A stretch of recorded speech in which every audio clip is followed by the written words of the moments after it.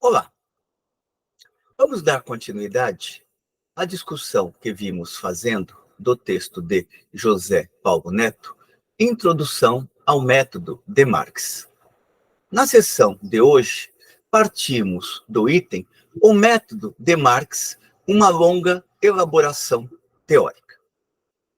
Por que Neto está dizendo que é uma longa elaboração teórica? Com isto, ele quer acentuar que a concepção materialista da história não nasceu acabada. Pelo contrário, Marx passou por várias fases antes de configurar efetivamente a sua compreensão dialética da história. E para isto, ele se respaldou, ele se apoiou no conhecimento até então produzido pelo pensamento europeu naquele momento. E isto nas várias áreas. Na área da filosofia, com Hegel, na área do socialismo, com socialistas utópicos Robert Owen, entre outros, e também na área da economia política, com Adam Smith, Davi Ricardo, entre outros. Se pegarmos, por exemplo, o texto do Capital, veremos que muitas argumentações desenvolvidas por Marx são referenciadas por intuições que economistas precedentes a ele elaboraram. Vejamos, pois, como Neto desenvolve este item. Ele observa que Marx direciona as suas pesquisas para a análise concreta da sociedade moderna. Análise concreta no sentido de que Marx não vai estar fazendo especulações sobre a realidade, mas ele está olhando para uma determinada realidade, procurando compreendê-la na sua dinâmica, na sua conexão interna e na sua configuração específica. Portanto, a teoria de Marx não busca modelos, ela busca tão somente compreender o real, o concreto, tal como este concreto se configura à luz dos múltiplos elementos que o configuram e que se encontram articulados, de tal maneira a produzir uma determinada realidade histórica. Portanto, Marx direciona suas pesquisas para a análise concreta da sociedade moderna. E a sociedade moderna, para Marx, é a sociedade capitalista. Moderna no sentido de que ela se apresenta como a síntese, como o desenvolvimento mais elevado em relação a todos os modos de produção anteriores. Não podemos desconsiderar que, para Marx, o capitalismo possui uma dimensão revolucionária, e dentre elas está a de desenvolver as forças produtivas do trabalho, criando assim as condições favoráveis para uma futura sociedade comunista que resultaria da luta de classes entre o capital e o trabalho.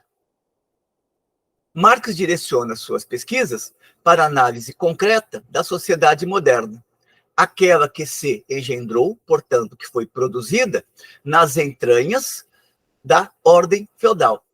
Nas entranhas, no sentido de que a sociedade burguesa não nasce à margem da sociedade feudal, e sim a sociedade burguesa nasce das contradições internas produzidas pela própria sociedade feudal.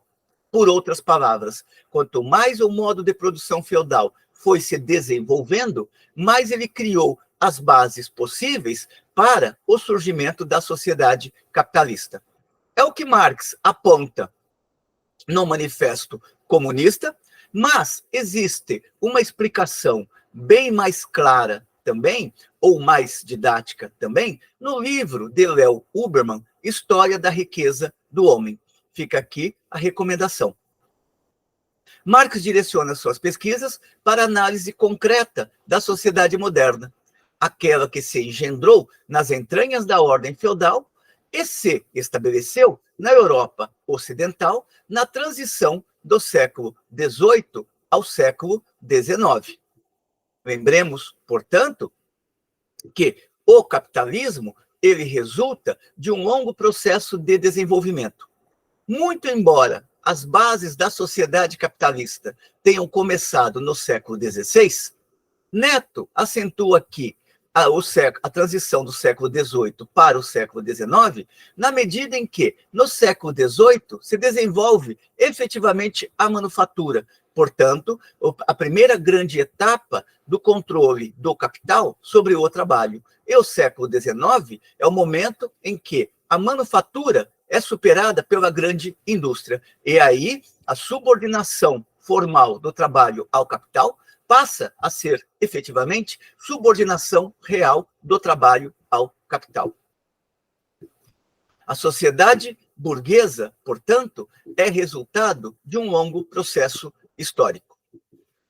De fato, pode-se circunscrever, ou seja, delimitar, como o problema central da pesquisa marxiana a gênese, a consolidação, o desenvolvimento e as condições de crise da sociedade burguesa, fundada no modo de produção capitalista. Por outras palavras, quando olhamos para a análise concreta que Marx desenvolveu, portanto, para a análise específica que ele estabeleceu a respeito da sociedade capitalista, podemos perceber que, na análise marxiana, na pesquisa marxiana, portanto, aquela que tem por base o próprio pensamento de Marx, está presente a análise, a investigação da gênese, ou seja, como que se transitou da sociedade feudal para a sociedade capitalista. A consolidação, como que a sociedade capitalista, como que o capital foi cada vez mais delimitando e impedindo o desenvolvimento do modo de produção feudal. Pelo contrário, o modo de produção capitalista foi o golpe de morte para o modo de produção feudal. O desenvolvimento, esta sociedade, embora tenha solapado as bases da sociedade feudal, ela não é uma sociedade estanque, assim como nenhuma sociedade o é. A sociedade capitalista precisa revolucionar cada vez mais as forças produtivas, os meios de produção, as relações sociais, a fim de conseguir consolidar-se enquanto sociedade do capital. E as condições de crise da sociedade burguesa, uma vez que é impossível existir a sociedade burguesa sem crises periódicas, uma vez que a sociedade burguesa, em seu desenvolvimento, ela produz superprodução de mercadorias. E esta superprodução de mercadorias conduz a crises periódicas no interior do capital. Ou, como diz Marx no Manifesto, a sociedade capitalista se assemelha ao aprendiz de feiticeiro que já não consegue mais controlar as forças produtivas que desencadeou. Daí que sobrevém de tempos em tempos crises periódicas que ameaçam arrastar a civilização para a ruína. Portanto, a crise para Marx será uma crise de superprodução e não uma crise de escassez ou uma crise de subconsumo. E tudo isto perpassa o modo de produção capitalista. Neto prossegue observando que a estrutura da teoria marxiana, portanto, do pensamento do próprio Marx, a estruturação da teoria marxiana socorreu-se, isto é, apoiou-se, especialmente de 3 linhas de força do pensamento moderno: a filosofia alemã, a economia política inglesa e o socialismo francês. Aqui Neto está resgatando uma leitura que também é de Lenin, a 3 fontes e as 3 partes constitutivas do marxismo. Um pequeno texto de Lenin que vale a pena ler para melhor compreender esta reflexão que brevemente Neto está apresentando aqui. Bom, quais são estas bases?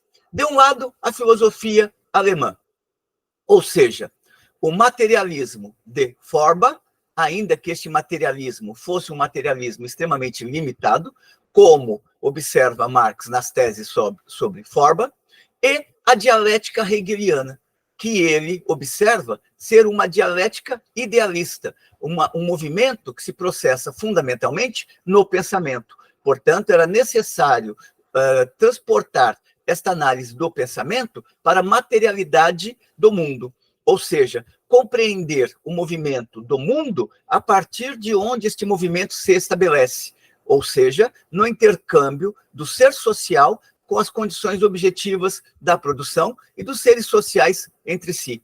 Portanto, não é a consciência que produz a realidade, é a realidade que vai produzir determinadas formas de consciência, ainda que este produzir da consciência não seja um movimento mecânico. A segunda fonte na qual Marx se apoiou foi a economia política inglesa, ou seja, ele foi ler os teóricos que estavam analisando a sociedade burguesa, detectou a grandeza do pensamento que estes teóricos estavam elaborando, mas também reconheceu os limites e os pontos sobre os quais seria necessário avançar. Um destes pontos foi, por exemplo, a explicação da teoria da mais-valia, uma pedra angular do pensamento marxiano. Ou seja, com a teoria da mais-valia, Marx desvendou efetivamente de onde vem a riqueza do capitalista, de onde vem a acumulação do capital. Esta acumulação só pode vir de sobretrabalho, ou seja, trabalho excedente não pago. Portanto, a jornada de trabalho se dividia entre uma parte destinada a manter o trabalhador assalariado vivo e a outra apropriada pelo capitalista sob a forma de mais-valia ou mais-valor. E a terceira fonte na qual Marx se respaldou foi reconhecer o mérito dos primeiros socialistas e, em particular, daquela corrente que Engels vai denominar por socialistas utópicos, Robert Owen, Charles Fourier e Saint-Simon. Ali havia uma crítica humanista ao capitalismo, mas não uma crítica radical ao capitalismo. Marx extrai o que é o núcleo racional destas três formas de pensamento e avança no sentido de desenvolver o pensamento dialético e a concepção materialista da história. Daí que Neto afirma que Marx não fez tábula rasa do conhecimento existente, ou seja, não jogou no lixo aquele pensamento que havia sido produzido até então. Pelo contrário, partiu criticamente dele, ou seja, partiu analiticamente dele. Crítica, no sentido marxiano, significa se apossar de uma leitura científica objetiva da realidade. Crítica não tem aquele sentido vulgar que hoje se dá de desmerecer alguma coisa. Pelo contrário, crítica é a compreensão científica do objeto. Daí, Marx sempre utilizar esta categoria crítica em seus textos. Crítica da economia política, para a crítica da economia política, a Sagrada Família, crítica da crítica, crítica da filosofia do direito de Hegel, introdução à crítica à filosofia do direito de Hegel, ou seja, aproximação científica àquelas formas de pensamento.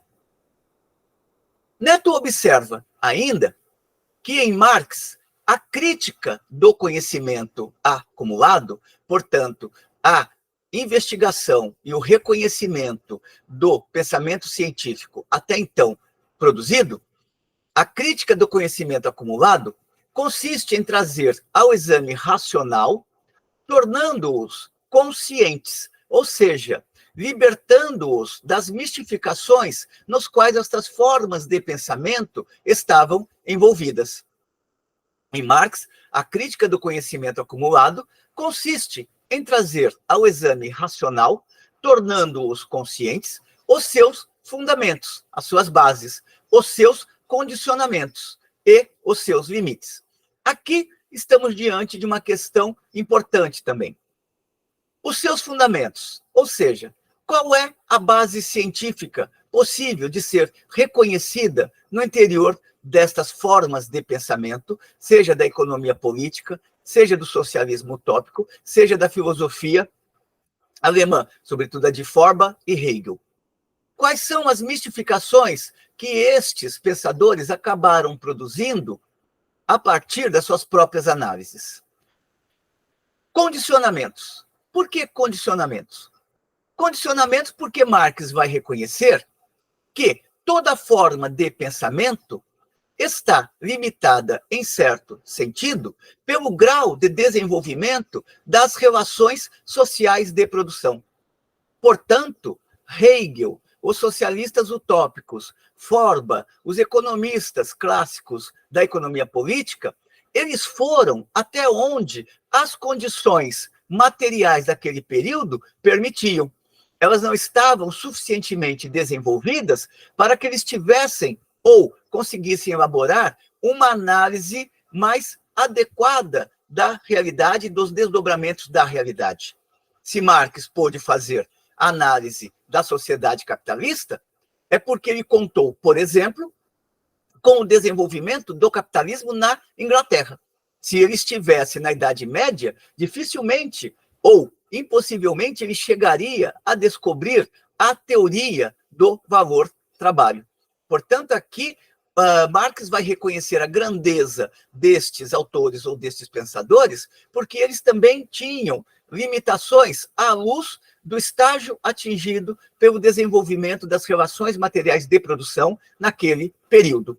Lembremos, por exemplo, que Hegel está produzindo toda a sua teoria em uma Alemanha que nem havia realizado a sua Revolução Burguesa. A Revolução Burguesa havia sido efetivada na Inglaterra e na França, mas a Alemanha ainda era um país extremamente atrasado. Portanto, Hegel viu para além daquilo que ele tinha diante de si, olhando para o desenvolvimento sócio-histórico das formas mais avançadas. Daí que Marx também vai dizer, em outro momento, na crítica da economia política, que não se explica a anatomia do homem pela anatomia do macaco. É a forma mais desenvolvida que explica as formas menos desenvolvidas. Portanto, se Marx pôde estabelecer uma compreensão mais adequada da dialética, uma compreensão mais adequada do socialismo e uma compreensão mais adequada da economia burguesa, é porque ele estava vivendo num período onde as condições sócio-históricas estavam bem mais amadurecidas do que para os seus predecessores. E, por fim, os seus limites.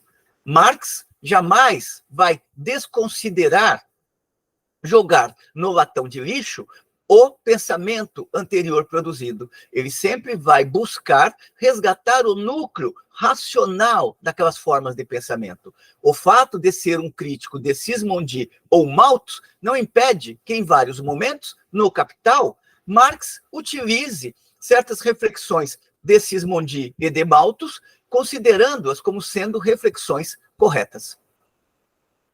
Retornando aqui a esta passagem. Em Marx, a crítica do conhecimento acumulado consiste em trazer ao exame racional, tornando-os conscientes, os seus fundamentos, os seus condicionamentos e os seus limites, ao mesmo tempo em que se faz a verificação dos conteúdos desse conhecimento a partir dos processos históricos reais. Vale aqui ainda uma outra observação. Tornando-os conscientes, não significa que os pensadores anteriores não tinham consciência. O que Marx sempre aponta é que eles tinham um grau limitado de consciência para compreender aqueles problemas que tinham diante de si e as tendências para onde ia a sociedade que estava emergindo, ou seja, a sociedade burguesa.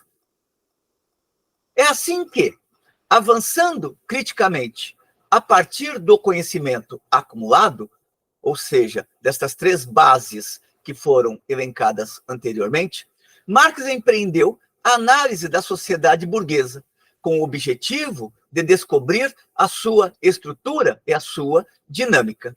Ou seja, esta sociedade não se desenvolve ao acaso, ela não se movimenta ao acaso, ela é constituída por elementos fundamentais, e estes elementos fundamentais é que explicam o desenvolvimento desta sociedade, as dinâmicas desta sociedade, as contradições desta sociedade e as configurações novas que vão sendo assumidas pelo próprio capitalismo, sem que o modo de produção capitalista deixe de ser capitalismo. Estes elementos para Neto, preparam o caminho para ele entrar no próximo item, que é teoria, método e pesquisa. No entanto, esta parte deixamos para uma próxima oportunidade. Espero que tenham gostado desta breve discussão. Como sempre, encaminhem suas considerações positivas ou negativas, que de nossa parte continuaremos aqui resgatando estes textos que podem contribuir para os estudantes mais jovens e para aqueles pesquisadores que procuram aprofundar os seus conhecimentos a respeito da sociedade contemporânea. Até uma próxima.